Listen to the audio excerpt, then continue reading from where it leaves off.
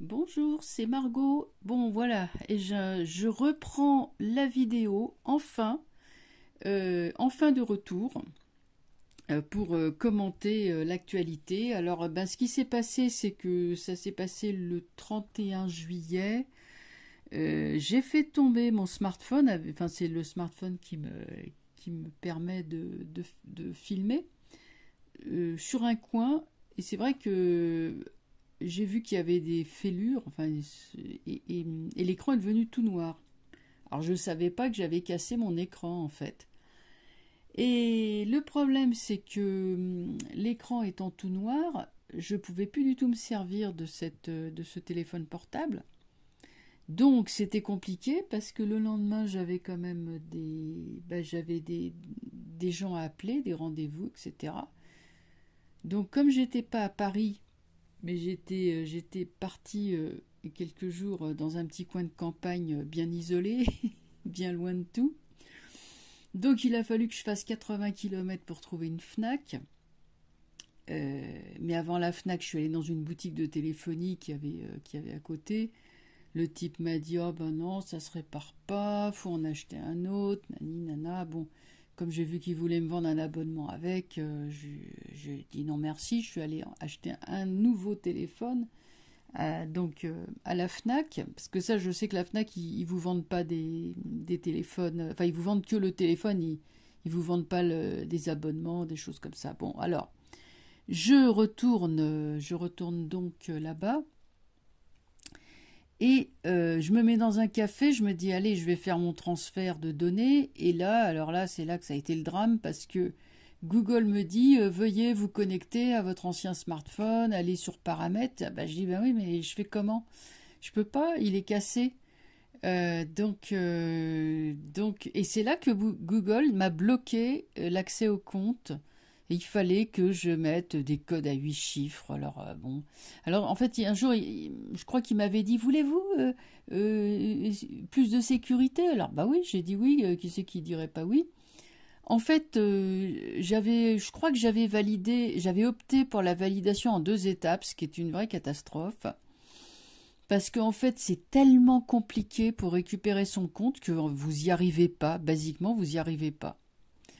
Donc, il a fallu que, en plus de ça, que je fasse réparer l'ancien portable. Ou alors, il fallait que je remonte à Paris pour récupérer un vieux portable, mais je ne savais plus si ça marchait ou pas. Enfin, c'était compliqué. J'ai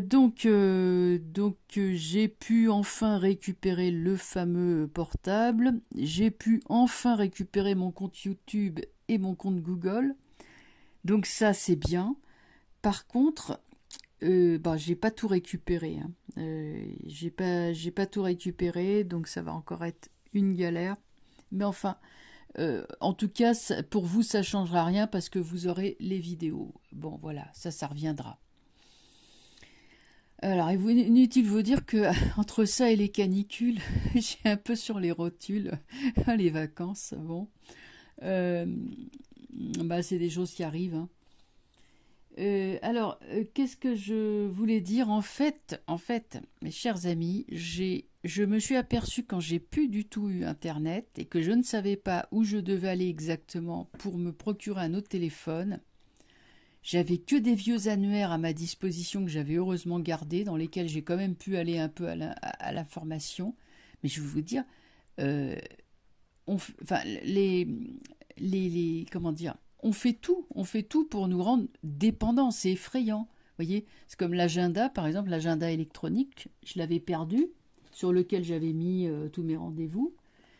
Eh ben, je suis allée acheter un petit cahier, et puis un petit cahier de rien du tout, hein. Et maintenant, l'agenda, il est manuel. Ça se fait à la main, ça s'écrit à la main.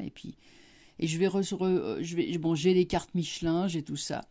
Mais moi, je vais un maximum, je vais m'appuyer sur tout ce qui est en papier parce que le jour où on n'a plus Internet, mais c'est terminé, quoi. Je veux dire. C'est pour ça que je pensais que Monsieur Vladimir, il n'a pas besoin d'envoyer une bombe atomique, hein, comme les autres, ils n'arrêtent pas de le seriner. Il lui suffit d'envoyer ses informaticiens, qu'on appelle des hackers. Et puis, bon, ces informaticiens attaquent attaque ce qu'il faut attaquer, eh ben là, le pays, il est paralysé. Hein, et là, n'importe quoi peut arriver. S'il n'y a plus Internet, c'est un pays entier qui tombe en panne. On est extrêmement fragile, en fait, très, très fragile.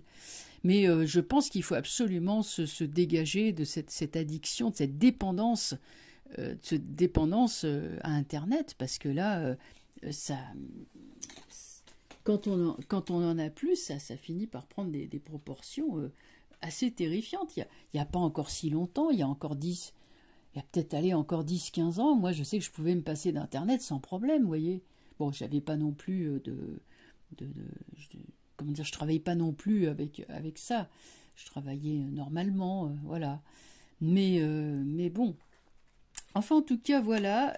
Voilà donc ce que je voulais dire. Alors, et bien sûr, pendant cette crise-là, cette mini-crise, enfin, qui a quand même duré 15 jours, un grand merci aux internautes qui ont eu la gentillesse de relayer mes problèmes. Donc, vraiment, merci beaucoup à vous tous et merci aux gens qui m'ont très très gentiment envoyé leur soutien.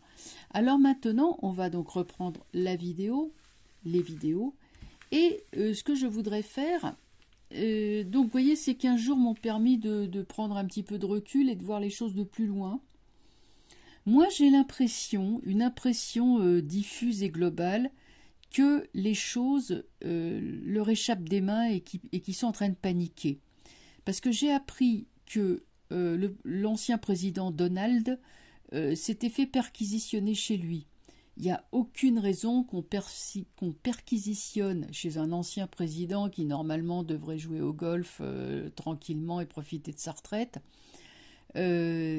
sauf si cet homme est actif au point de gêner le gouvernement actuel, le gouvernement de Monsieur Joe.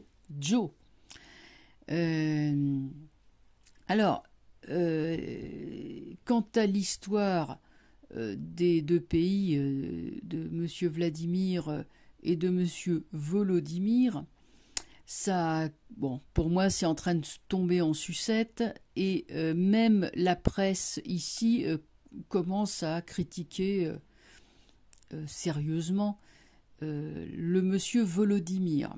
Donc il commence, je pense qu'il n'a pas donné satisfaction, il doit s'obstiner dans une impasse. Quant à Monsieur Vladimir, lui, il s'est renforcé au lieu de s'affaiblir. Alors, donc la question que je vais poser, en fait, elle est très simple. Ils ont un agenda. Bon, là, je crois qu'il faut être aveugle pour pas le voir maintenant. Ils ont un agenda, est-ce qu'ils vont arriver à l'appliquer? Moi, j'ai l'impression qu'il y a eu des grains de sable qui se sont mis dans la mécanique. Donc, on va demander si leur agenda, parce qu'il y en a plusieurs, mais leur agenda, est-ce qu'il va être... est-ce qu'ils vont l'exécuter froidement, etc., comme prévu? Donc, on regarde...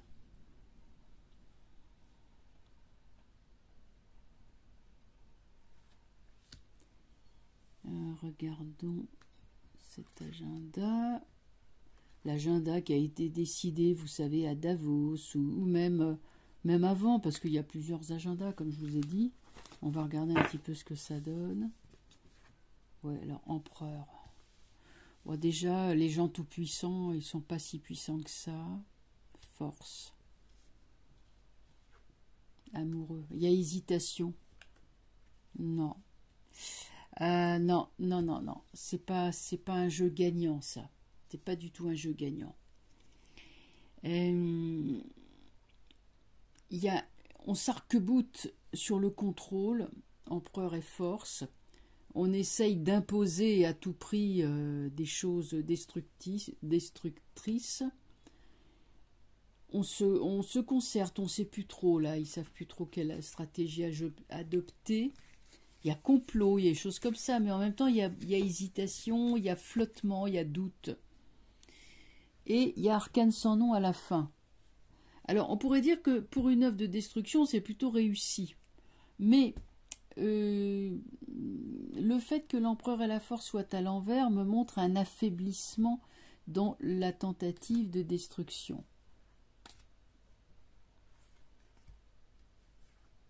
Mat renversé. Bon, vous savez, c'est une poignée de cinglés. Hein. Regardez les gens qui ont été au G20. Ce sont des gens qui sont immatures, profondément immatures tous, et qui se sont mis dans la tête de modeler le monde à leur image. Mais sauf qu'ils sont à côté de leur pompe, complètement. Sur l'empereur renversé, qui est déjà dans la perte de pouvoir, on a le mat renversé, qui est quelqu'un qui fait vraiment n'importe quoi. Il a complètement perdu la direction. La force étant renversée, le soleil renversé, là il y a un défaut de soutien de la part de leurs égaux, enfin des gens sur qui ils pensaient compter, non, ça marche plus. Alors la justice, ça veut dire que l'heure des comptes va sonner. Et sur Arcane sans nom, j'ai roue de fortune. Donc renversé, l'agenda est bloqué. Pour moi, la roue ne tourne plus. L'agenda est bloqué, ça va plus. Pour moi, on est sur quelque chose. On est sur une perte de pouvoir parce que ils sont fondamentalement incohérents dans leur tête et comploter pour être le maître du monde ne suffit pas. Il faut, je veux dire, il y a d'autres forces dont on n'est pas forcément au courant, mais des forces spirituelles. Il y a aussi le fait qu'ils ont très imprudemment décidé de s'en prendre au président Vladimir, d'essayer de s'en prendre aussi par ricochet au président, comment il s'appelle là, Xi Jinping. Vous voyez qui je veux dire. Mais en fait, l'empire du milieu, la Chine, c'est le pays pour moi le plus puissant. Hein. Je pense sincèrement, je pense que la Chine est passée devant les États-Unis à l'heure actuelle. C'est le sentiment que j'ai. Alors, j'ai pas les rapports économiques sous les yeux, mais c'est le ressenti que j'ai, c'est que la Chine, elle est en pleine ascension, elle est en pleine expansion, et qu'elle est incontournable, puisque c'est l'usine low cost du monde. Donc ils vont pas se. On peut pas déclarer la guerre à un partenaire économique qui est incontournable, parce que s'ils veulent se tourner vers l'Inde qui a d'abord n'a pas le niveau technologique aussi poussé qu'en Chine, c'est bien. Mais la Chine elle fabrique beaucoup de technologies de pointe, et l'Inde beaucoup moins. C'est pas leur spécialité. Ils sont pas spécialisés là-dedans. Donc l'usine low cost du monde, c'est la Chine avant tout. Même si l'Inde se développe beaucoup, évidemment. L'Inde, c'est 1 milliard, je crois que c'est 1,2 milliard ou 500 000, je ne sais plus combien ils sont, mais ils sont extrêmement nombreux. Mais les Chinois sont un peu plus nombreux. Donc ces deux pays, à eux deux, pèsent environ 3 milliards d'êtres humains. Ça nous fait à peu près 40% de la population mondiale. C'est énorme. Je ne sais pas à quoi ils pensent, vous voyez, les autres là. Alors, voilà, donc pour moi, pour en revenir à l'histoire de l'agenda, avec beaucoup de raideur, de rigidité et d'autoritarisme, il y a en même temps perte du contrôle des choses avec la roue de fortune renversée sur l'arcane sans nom. C'est-à-dire qu'il y aura vraiment des chutes de personnages politiques clés, clés, des sous-fifres, pas des grands, mais des personnages sur qui il s'appuyait pour faire tomber pour casser les pays, pour imposer leurs trucs. Ils s'appuyaient sur des espèces de sous-fifres, mais ces sous-fifres eux-mêmes sont défaillants. Alors, bien sûr, parmi les sous-fifres, il y a Fantomas, que je sens quand même beaucoup en perte de vitesse. Ouais, j'ai Papesse renversé. Il y a beaucoup de choses, de dossiers, d'informations par lesquelles on les tient et ils peuvent pas aller de l'avant parce que ils sont tenus par des informations secrètes. C'est ce que dit la papesse. Donc, le voudrait-il qui ne le pourrait pas? La papesse les limite.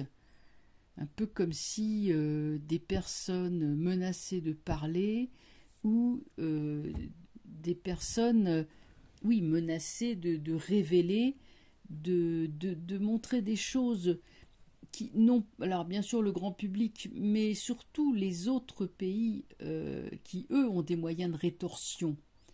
C'est-à-dire, si un pays partenaire et allié de qui on dépend économiquement apprend certaines choses, que le pays vient à des mesures de rétorsion économique, là, ça, ils craignent. Et c'est ce qui va se passer.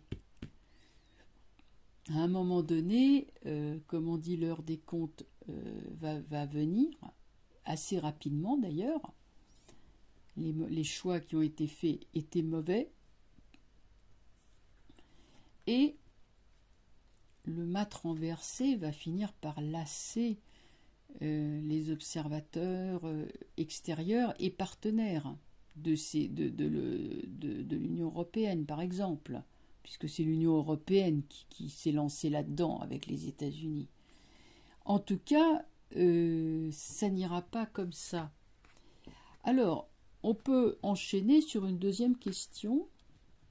J'ai vu que, comme je disais, j'ai entendu dire que les élections de mi-mandat vont arriver aux États-Unis.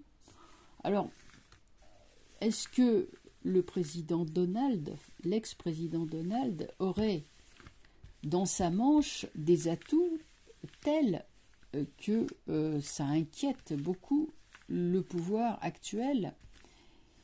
Et quel est finalement l'avenir de ce président Donald?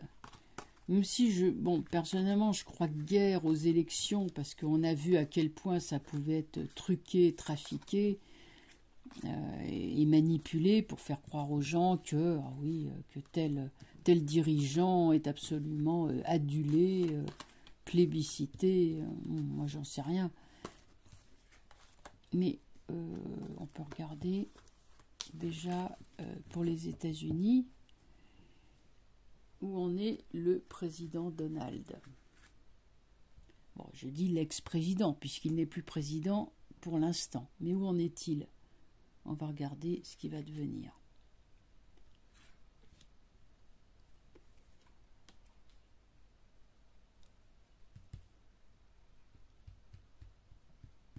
Je ne sais pas laquelle je prends, celle-là.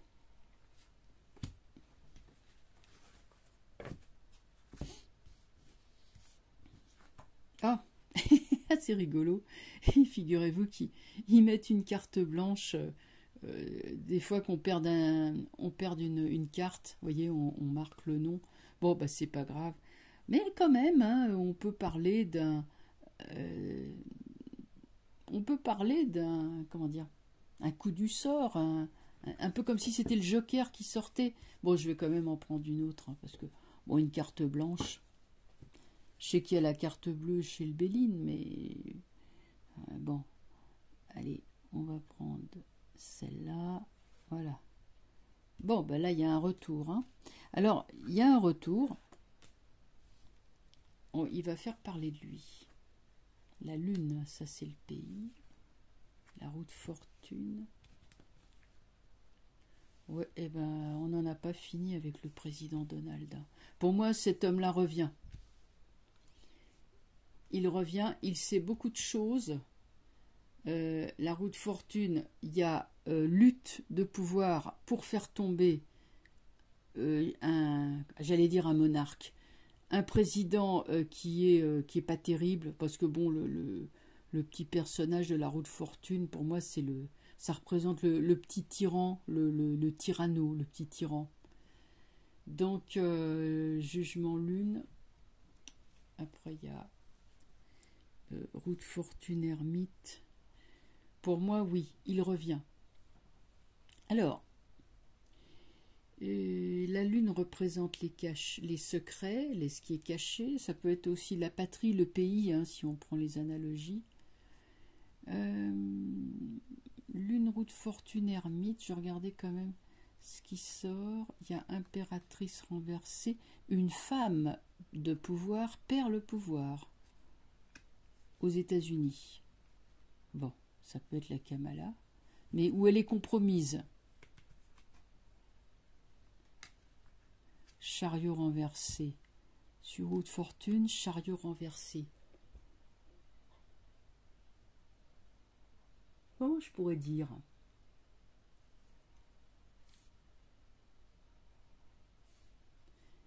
Il y a, lui, enquête et apporte la preuve que il y a eu un problème au niveau de l'armée, au niveau militaire ou de la police. Qu'il y a eu, est-ce qu'il y a eu abus de pouvoir, mais il y a eu quand même des magouilles par une femme en vue d'accéder au pouvoir, et il s'est appuyé sur une certaine partie de l'état-major pour ça, mais lui, l'ermite, il prend son temps, il n'est pas pressé, et il va mettre ça en évidence avec sa lumière. Empereur renversé. Alors, soit c'est lui qui a eu le pouvoir et qui l'a perdu, ou soit il va faire chuter celui qui est au pouvoir. Le monde. Le monde, c'est un retour, hein, quand même. Il y a la consécration, il y a les lauriers. Après, le monde étant toujours positif, on peut dire que c'est sous retard.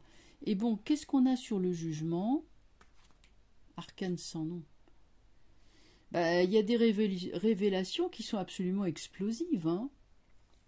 Donc ça a suscité effectivement la panique. Je pense qu'il faut s'attendre vraiment à des révélations, oui, tout à fait explosives de la part du président Donald, qui va donc certainement revenir sur le devant de la scène lors des élections de mi-mandat. Et peut-être va-t-il arriver à remporter ces fameuses élections, même si là-dessus, je vous dis, j'ai un doute, parce que bon, c'est vrai que les élections étant désormais truquées, il devient très très difficile de pronostiquer la victoire, même si on est... c'est très difficile maintenant. Avant, non, c'était plus facile, parce qu'il y avait moins de triches, mais là, il y a tellement de triches que ça devient compliqué.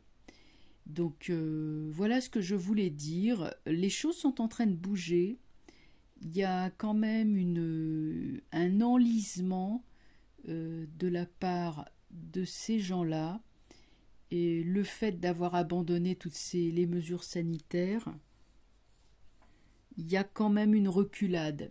Et cette reculade, elle est probablement liée à pas mal de facteurs, dont le conflit à l'Est entre Monsieur Vladimir et Monsieur Volodymyr. Mais moi, je suis à peu près sûr que Monsieur Vladimir, il les tient par la barbichette. J'en suis à peu près sûr. Voilà. Eh bien, je vais vous laisser. Je vous souhaite une très bonne fin de week-end oh là là, je suis fatiguée. De week-end du 15 août. Et une bonne fête à toutes les Maries, bien sûr. Les Marie, les Myriam, les Mireille, enfin tous les noms et les diminutifs, hein, du nom de Marie, et bien sûr tous les prénoms composés. Bonne fête à vous toutes, et puis bah écoutez, je vous dis à très bientôt pour de nouvelles vidéos. Ah, je voulais vous dire une chose aussi, ça fatigue beaucoup. Pour les astrologues qui m'écoutent, j'ai Uranus qui est en transit, en taureau, vous le savez, il est en train de former un carré à ma lune natale. Alors, je vous dis, c'est pas facile, c'est vraiment pas facile. Je ne l'ai jamais vécu, et je ne pense pas, puisqu'Uranus met 84 ans pour faire le tour du zodiaque, donc il ne le fait qu'une fois en gros, hein. Alors, faisant un carré à la Lune, eh bien évidemment c'est inédit, ça veut dire qu'il y a pas mal de choses, d'accidents domestiques, des téléphones portables qui tombent, voilà, hop, là, cette nuit il y a eu de l'orage par exemple, bon bah ça a disjoncté, voilà, ce genre de choses. Bon, c'est pas facile et ça va durer comme ça encore quelques mois. Et bah, tous ceux qui ont des planètes sur l'axe Verseau-Lion, Taureau-Scorpion, eh bien, sont concernés par ce transit d'Uranus en Taureau. Je vous souhaite une bonne fin de journée et à très bientôt. Au revoir.